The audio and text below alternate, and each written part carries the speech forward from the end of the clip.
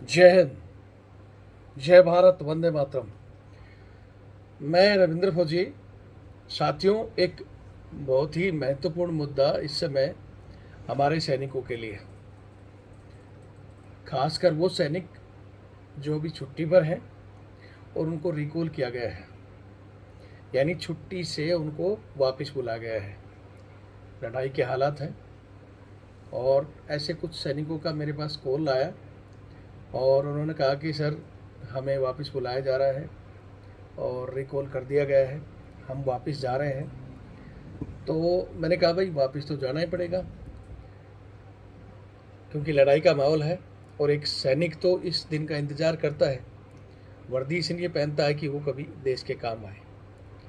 तो उन्होंने कहा कि सर, मुद्दा ये नहीं है कि हम वापस जा रहे हैं, तो हमें खुशी है इस बात की कि हम लड़ने के लिए जा रहे हैं, लेकिन मेन मुद्दा ये है कि हम स्टेशन से कॉल कर रहे हैं और यहाँ जाने में परेशानी आ रही है। रिजर्वेशन नहीं है, सीट नहीं है, कैसे जाएंगे। किसी का 12 घंटे का सफ़र है तो किसी का 24 घंटे का सफ़र है, किसी का 36 घंटे का सफ़र है, यानी 1 दिन 2 दिन 3 दिन की यात्राएं हैं। इस तरह सैनिक अगर ट्रेन में खड़े होकर या ट्रेन की जो टॉयलेट की बोगी, टॉयलेट के पास जो जगह होती है वहाँ सोकर जाएंगे और हो सकता है इसी क्षण कोई बड़ी लड़ाई हो जाए, तो हम कैसे वहाँ जाकर लड़ेंगे कि अब थके हारे जाकर वहाँ पड़ जाएंगे। तो आज विषय ये है कि जब पूरा देश आज सेना के लिए तालियां बजा रहा है, जय हिंद, देश की सेना, लेकिन इस विषय में सरकार का, नेताओं का, प्रशासन का ध्यान नहीं जा रहा है।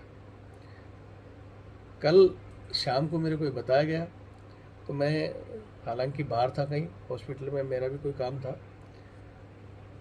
बच्चे का छोटा सा कोई इलाज था, उसके सिलसिले में मैं बाहर था, तो रात को वहाँ लेट आया। अभी सुबह मेरे को उठते ही वो चीज़ें दोबारा फिर उन्होंने कॉल किया कि सर, हम वीडियो भी दिखाया उन्होंने मेरे को, सर देख लो कहीं जगह नहीं है, और वही नीचे बैठकर यात्रा कर रहे हैं। तो यहाँ मैंने एक आईएएस साहब का भी वीडियो देखा था, एमपी के कोई अनुराग चौधरी साहब, उन्होंने भी कहा कि भाई देशवासियों से अपील की है कि भाई सैनिकों को सीट दें, उनको इज्जत दें। तो जो सिविलियन प्रशासन भाई है हमारे, हो सकता है वो इज्जत दे दें या ना दें, या हमारे टीटी साहब हैं, इस विषय पर भी हम बात करेंगे।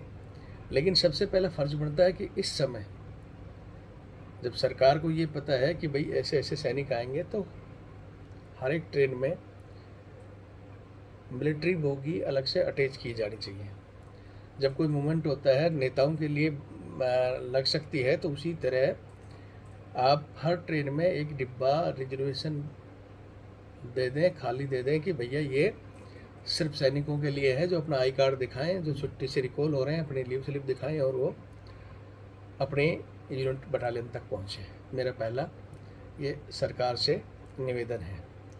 और सरकार के जो अधिकारी हैं या जिला कलेक्टर जो बैठे हैं, आईएएस हैं, या कोई भी जिनको लगता है, तो सिविल जनता के साथ साथ वो सरकार को भी चिट्ठी लिखें।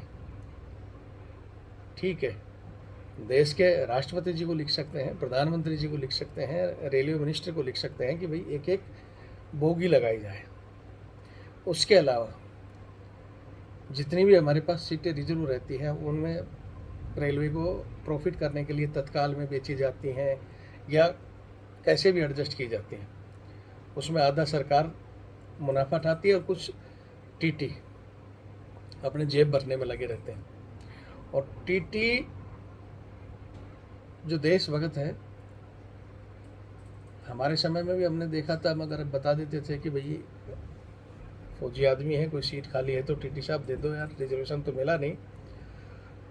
तो जो वास्तव में देशभक्त होते थे वो बोलते थे ठीक है यार फौजी साहब जाओ आप, या तो उनकी जो सीट रिजर्व होती है बोलते थे मेरी सीट पर सो जाओ, जब मैं आऊँगा छोड़ देना, या कोई खाली होती थी तो बोलते थे आप उस पर चले जाओ, यहाँ से वहाँ तक खाली है, आप अपनी नींद पूरी कर लो।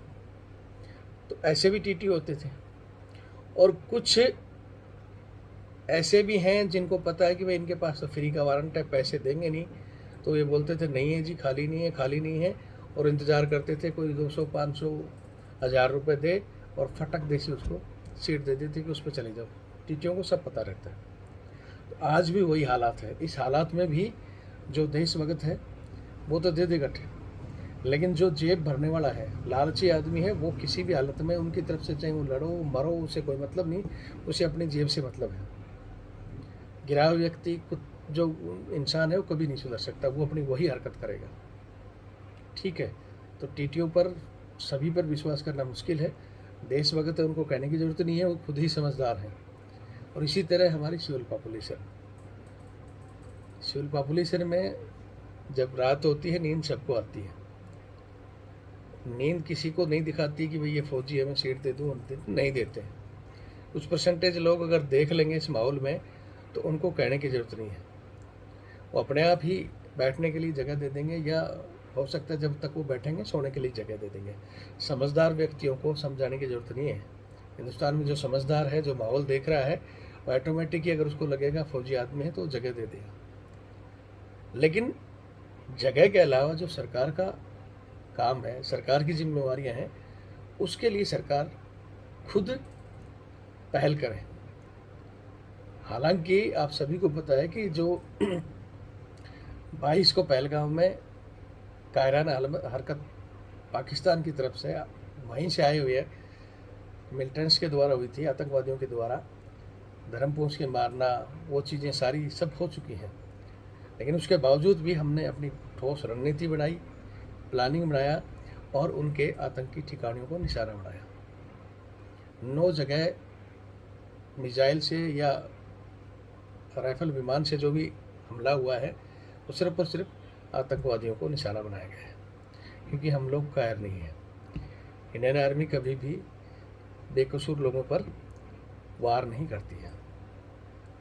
और इस हरकत के बाद पाकिस्तान तो पहले ही डरा हुआ था। जब उनका पानी बंद हुआ, जंग की तैयारी देखकर पाकिस्तान की हालत पहले ही बिल्कुल भीगी बिल्ली की तरह थी। और आप सभी को पता है कि पहले भी ये हमारे सामने हथियार इनके सैनिक डाल चुके हैं।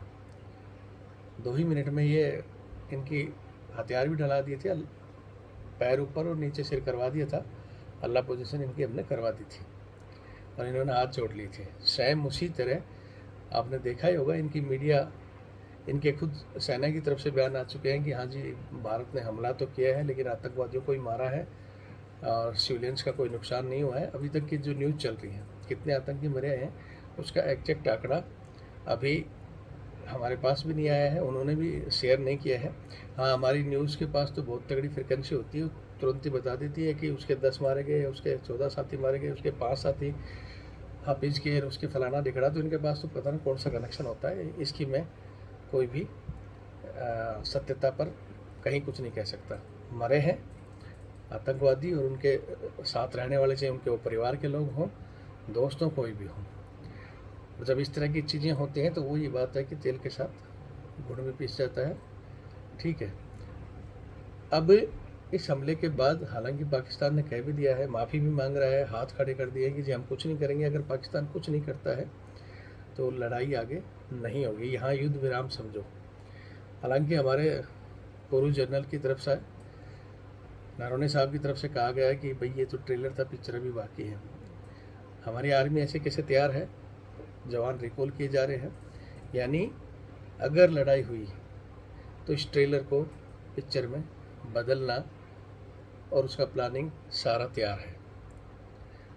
पाकिस्तान अगर इस समय कुछ नहीं करता है तो हो सकता है ये युद्ध विराम होगा। उन्होंने कुछ हरकत की क्योंकि इन पर भरोसा नहीं है। आप सभी को पता है कि ये मुल्क भरोसे लायक नहीं है। ये कब कायराना हरकत कर दे, कब हमारे बड़े बड़े शहरों पर कोई मिसाइल दाग दे, कुछ और चीज़ें कर दे। ठीक है, जो इसने कल कोशिश भी की थी, इसके 2 विमान हमारी जो एंटी ड्रोन सिस्टम है उसने गिरा दी है, क्योंकि हमारे पास बॉर्डर पर एंटी ड्रोन सिस्टम से लगाकर बहुत सी ऐसी चीज़ें हैं जो इसके कोई भी चीज़ें हम घुसने नहीं देंगे। ये बॉर्डर क्रॉस नहीं कर सकते किसी भी हालत में। लेकिन फिर भी कई बार बोलते हैं कि ऊँट पर किस्मत ख़राब हो तो ऊँट पर बैठे हुए व्यक्ति को भी कुत्ता काट लेता है। तो ऐसी कभी हरकत कर दे तो उसके लिए मैंने एक वीडियो अभी थोड़ी देर पहले भी डाला है, एक मेजर खुशबू पाटनी का भी डाला है, और सारे व्यक्ति भी डाल रहे हैं। मॉक ड्रिल बहुत ज़रूरी है, उसका ध्यान रखें सभी हमारे सिविलियन भाई। बाकी अगर ऐसी वो हरकत करता है तो फिर पूरी पिक्चर दिखा देंगे, फिर ये नो की जगह नक्शे से ही पाकिस्तान का नाम, मैंने पहले ही कहा था कि इस बार आर पार की लड़ाई होगी और वो साफ हो जाएगा और अखंड भारत का निर्माण हो जाएगा। अगर विधि के विधान में विधाता ने यही लिखा है तो यही होगा, अखंड भारत का निर्माण होगा, पाकिस्तान साफ होगा अगर उसने कुछ हरकत की तो। अब ये बोलते जब गीता में, रामायण में, इन चीज़ों में, ग्रंथों में लिखा हुआ है होना है तो अभी होगा, नहीं तो भविष्य में होगा तो ज़रूर, क्योंकि ये कुत्ते की पूंछ की तरह सीधी रहती है, फिर कब टेढ़ी हो जाएगी इनका कोई पता नहीं। लेकिन फ़िलहाल ये किसी भी एंगल से कुछ करने वाला नहीं है। इनके जनरल भी माफ़ी मांग चुके हैं, सिविल जनता भी त्राहिमाम कर रही है पानी के बगैर। और अब तो भविष्य में अगर पानी खोला भी जाता है तो डैम की तैयारी की जाएगी। हालांकि पहले से कर रहे हैं कि अभी तक नहीं की, लेकिन अब करना चाहिए सरकार को। अगर इस समय शांति बहाल भी होती है तो भविष्य के लिए प्लानिंग करना चाहिए पूरे पानी को। हमारे पास बहुत रेगिस्तान में कहाँ जगह पानियों की कमी है, उधर पानी के लिए प्लानिंग करना चाहिए ताकि भविष्य में कुछ कर दे तो बिल्कुल ही बंद किया जाए। फिर हमारे जो सेकुलर ना बोलेंगे जी उनको पानी देना चाहिए, किसान है, फलाना दिखना। जब कोई अपना जाता है तो पता चलता है। ठीक है, हमारे बीच में भी दोगले बहुत हैं, लेकिन उन दोगलों को भी लिस्ट तैयार करनी चाहिए और बाहर के दुश्मन के साथ साथ अंदर के दुश्मन को भी ख़त्म करने की प्लानिंग वो सेना का काम है। बाकी सरकार का काम करे। अतिरिक्त अगर सैनिकों को रिकॉल किया जा रहा है, क्योंकि फिर कह रहा हूँ ट्रेलर के साथ पिक्चर कभी भी जारी हो सकती है अगर वो हरकत करेगा तो। बाकी उम्मीद नहीं है कि अब वो करेगा। फिर भी सेना रिकॉल कर रही है तो फिर इनकी व्यवस्था करे हमारी सरकार। अगर आपको सही लगता है तो वीडियो सरकार तक ज़रूर भेजें। आपके कोई भी विचार हैं तो कमेंट्स में दें ताकि हम उनको पढ़कर आगे अलग से उनका वीडियो बनाएं और जवानों की समस्याओं को आपके सामने रखें। बाकी इतना ज़रूर कहूँगा, युद्ध विराम तो हो जाता है, शांति बहाल हो जाती है तो सैनिकों की और समस्या, युद्ध के समय ही इनको सीट देना, कोच लगाना, युद्ध के समय वाहवाही करना, लेकिन जब शांति का समय आता है, जब पुलिस का बर्ताव, प्रशासन का बर्ताव, आम पब्लिक का बर्ताव जो सैनिक के प्रति बढ़ता जा रहा था, उसको भी आम समय में भी ठीक रखना चाहिए। ठीक है, सैनिक ही है, और जब सैनिकों की बात आती है, जब देश की बात आती है तो आपके सारे सिस्टम फेल हो जाएंगे जो अपने आप को चाहे वो बाप बोलते हैं या अपने आप को बहुत बड़े 30 मार का समझते हैं। बॉर्डर से वो लोग घुस गए तो तुम्हारी वर्दी, तुम्हारी कलम, तुम्हारी कुर्सी सब ख़त्म है, मजदूरी करते घूमोगे। ठीक है, बाकी वीडियो देखें, शेयर करें। मॉक ड्रिल का मैंने बता दिया, मॉक ड्रिल होती है तो सिविल प्रशासन बचा रहेगा, बॉर्डर हम संभाल लेंगे, लेकिन यहाँ कुछ होता है तो मनोबल सबका टूटता है। ठीक है, वीडियो देखें और शेयर करें। जय हिंद, जय भारत, वंदे मातरम। और